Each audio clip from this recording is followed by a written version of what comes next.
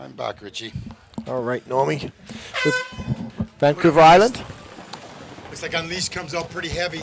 And Unleashed changed it up a bit, straight to the snake. Good job. One in the snake off the break, and look how they're double set up in front of those, triple set up in front of the car wash. You see, that shows you that they made a commitment to this side of the field. They can see the importance of the car wash side. Unfortunately, they got guns sitting in doing nothing. Look at Eric Chang sitting there, not shooting left, not shooting right. Yeah. That front Doritos doing nothing as well. Only the back Doritos doing anything. And Unleashed has lost their first player. They've lost their snake. Lost their first. They lost the back corner. 1, 2, 3, 4, 5. And their back player trying to move into the block. Got the car wash. He got eliminated too. So we have 2 eliminated. Here we go.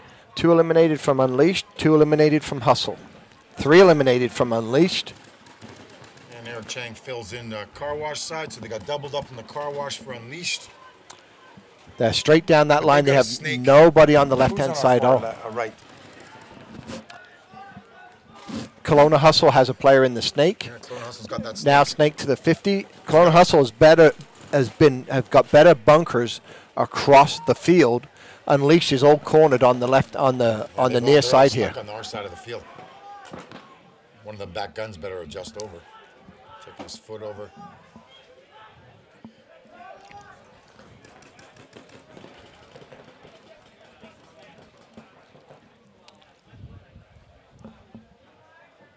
Eric Chang is in that car wash for Unleashed. He's one of those players that when he's hot, he's really good, but he's a hot and cold player. And when he's bad, he makes dumb mistakes like that right there. Oh, he's lucky. You got lucky on that one. Maybe I was calling his death in, right? But that's Eric. He just gets a little impatient, and he needs. If I was his coach, I'd be telling him I wouldn't go inside. Come to the tape now. Come to the tape now, and tell his front gun to go inside. Oh, looks like Unleashed has lost. See, now he's got himself a 2-for-1. What are they going to do? John's gone back to pull 1. Let's see how many he's going to pull. Nobody's over there. Nobody's over there. He's looking for a player. You see that John pull a player? And we have a Thunder Boomer coming through. You can hear the lightning coming in behind us. No. What we've got is a bit of confusion on the field. Yeah. There's still 1. Kelowna Hustle. John's looking for a player, though. I believe he's looking for a player to pull on the 1-for-1. And as soon as that snake player or the Dorito car wash player shoots his gun, John's going to realize, well, see, he's come all the way down to the corner. Oh, no, he must have pulled one already then. He must have pulled an Unleashed player. This is going to get chaotic right here. Oh.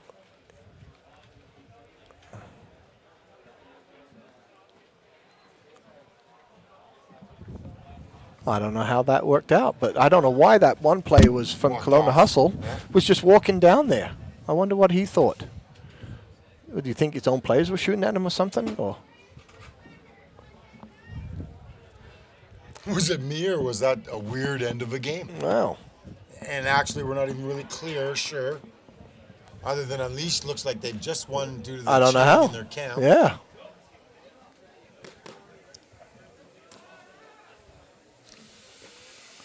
Well, sometimes, Richie, I say I don't care how I win a game, just as long as we win. Well, look like I have a Kelowna Hustle player coming over here to find out what's going on. And an Unleashed player. So next 2 teams we got coming out is going to be BCP Militia and those Fighting Irish. Who is that walking off? Kelowna Hustle. Kelowna Hustle. Tell me what happened at the end of that game. What happened at the end of that game? Oh, you lost him, eh? Did you hear that? Yep. So it just looks like Kelowna, as Normie just asked Kelowna Hustle what happened, and he just lost sight of a player that was in the snake, and as he ran down, he just lost him, and he turned around and got shot. So that's eliminated player from Vancouver Island Unleashed, and I mean from Kelowna Hustle, and that was it. Well, got Militia on our left, Fighting Irish on our right. Got a big breakout by both teams. Looks like Militia's going to get both snake. Oh, they lose their car wash guy. Took too long to get in there, eh? Yeah. Man, when you hit that ground, you need to be in there in the next second, not 2-3 seconds while you kind of half hesitatingly drag yourself. So Militia's lost 2 players so far and 1 for the Fighting Irish so far. One more walking off Militia. Another Snake player's just walking back in red over there. And they're gonna they might pull that tower guy. Yeah, the tower guy's gone as well. Yeah, that's 4 down for Militia. Drop them like flies, which means they've got Irish has got Snake, and they're pushing up hard on the Snake side. And yet, look at them. They still play fairly patient. Right? Yeah. Not overly crazy. Fighting Irish just want to make sure they've had a good start to the game, so why blow it? I like smart paintball. Yeah. Like they dissect. They take one guy down at a time. All guns working together. You come in from multiple angles, makes it very difficult. Militia's trying to reload as 3 players are coming down. It's just not going to be nice. That's tough break for him. So Fighting Irish took that game in very good time. Yeah, minute and a half.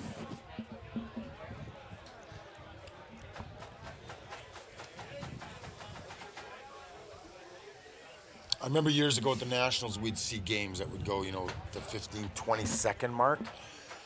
Why that doesn't happen anymore is because gun skills are out the roof today, and the field's bigger, quite a bit bigger. And playing with 7 man, it's pretty tough to shoot 7 guys inside of a minute. Yeah, it's pretty tough. So game number 42, we have BW versus Victorious. Victorious. Well, they were hot in their first game. Came out pretty well. Remember at one point we looked and we seen the whole center line was all Victorious players. Games are moving pretty quick here this afternoon at Salmon Arm. Tracy's doing a great job down there getting teams on the field. Yeah. I trained her well. She's a good protege to me. There you go. There you go. Now she's doing a great job down there. She's been doing it now for sort of, I think, about the last sort of year and a half now. I know she does the Nationals as well, and you know she's a great person to have down in that spot. She keeps things rolling around.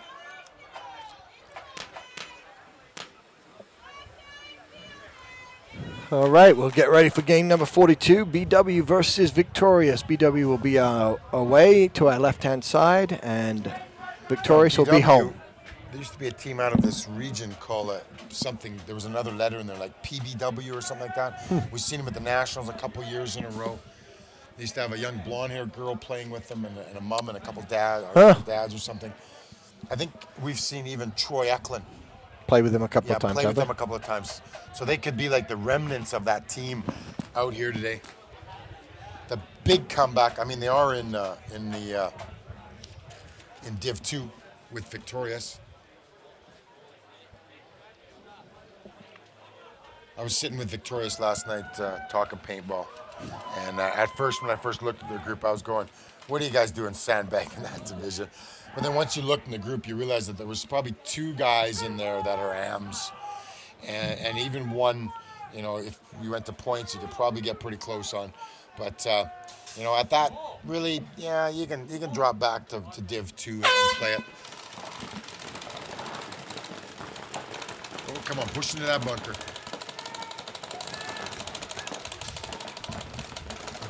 You don't hear a lot of shooting on Victoria's side. Victoria's has already lost their Snake man. Looks like he either got shot going into that block, or as soon as he hit that block. BW just lost a player over here in the Doritos side as well. And now we have 2 more Victorious players coming off.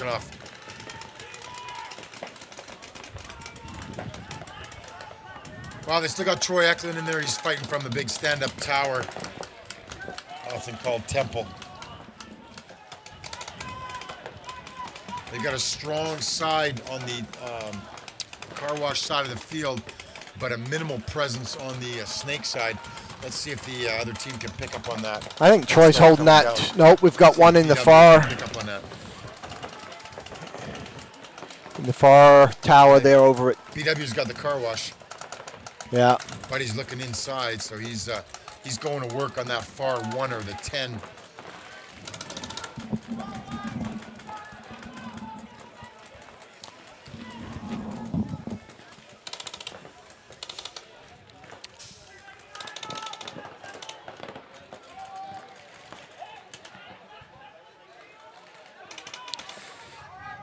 Victoria still playing aggressive though. They're now in the car wash.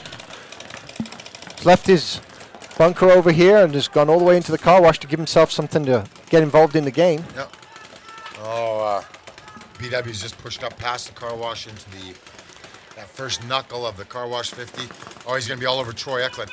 Yeah, if Troy Eklund looks inside at all, he's going to die. Troy's got to fight on that outside. No, don't look inside, Troy. Oh, he's out. You're gone now. You see how he tried to force looking inside? What you need to do is right away, you got to give up that inside, go to the tape, and then control the tape. And first chance you can, get out of that bunker. Move up one bunker. Looks like Victorious just lost 2 more players here. This is not looking good for Victorious. They're slowly being whittled down. BW is playing very smart. They're slowly coming up this field. Yeah. BW lanes. Has found that they're playing 7-man.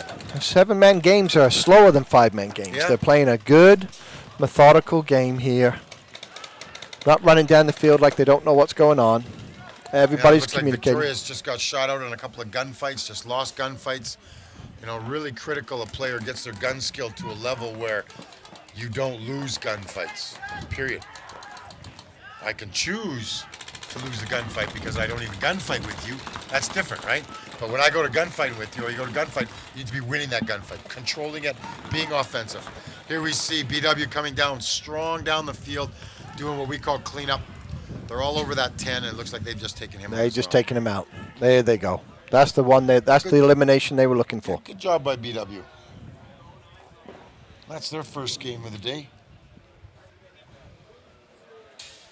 Okay, game number 43. Game number 43, Ambush Army versus Seattle CDR. Now CDR's gone 2-0. Yeah, Ambush Army's they got a couple big guns in there too, so you know we could see a really good match. And again, we just can't say enough about Seattle CDR. Class group of guys. They play paintball with passion. Every single event they come to, they come here to win. A great representation of paintball, especially for American paintball. So we'll have Ambush Army will be away to our left. Seattle CDR will be to our right.